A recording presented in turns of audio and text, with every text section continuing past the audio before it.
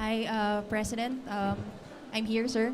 There you are. Yes. Sir, how do you feel about the sentiments of First Lady Liza Marcos over Vice President Sara Duterte? Will it affect your working relationship with the Vice President and also your reaction to suggestions that it's timely that she be replaced in the cabinet? Why? I don't see the reason behind that. But, well, first of all, my first reaction is what a lucky husband I am. That I have a wife na very protective sa akin na kahit na may nakita hindi magandang sinabi tungkol sa akin. Talagang she gets very upset. I guess we cannot blame her.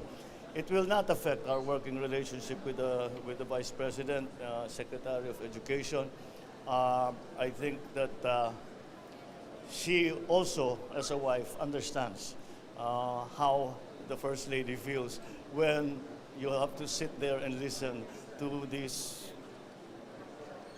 attacks that are being made against your husband. But mag-uusap kami ni VP Sara, kami ni Inday Sara, mag-uusap kami na tungkol dyan. Para huwag na masyadong dibdibin at yung hindi naman siya ang mga nagsabi tungkol sa kung ano-ano. Madali naman siguro madali naman siguro plansahin lahat itong naging issue nito. So, sir, sa meeting po natin, you will assure the Vice President that she will not be replaced as Deputy Secretary. She doesn't need my assurance. She knows that. She knows that. She will be any of the cabinet secretaries will be replaced pag hindi nila ginagawa yung trabaho nila.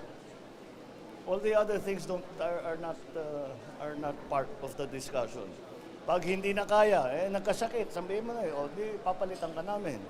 O hindi talaga marunong, o corrupt, di ba? Tatanggalin ka talaga namin. Hindi naman ganun si Inday. Hindi ganun si Inday Sara. Alright?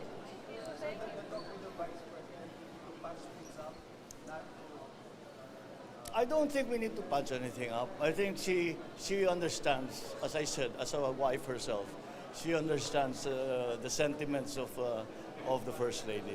And our conversation will be precisely that. To say that, I am sure you understand how she feels because alam niyo, ang First Lady hindi sanay sa politika yan eh. Kami manhid na kami dyan sa mga insulto, kung ano-anong personal na insulto, policy, lahat. Manhid. Hindi siya galing sa political family. Kaya siguro she still has to learn na magpalampas ng konti ng mga ibang masasakit at may init at maanghang sa salita. Okay? All right.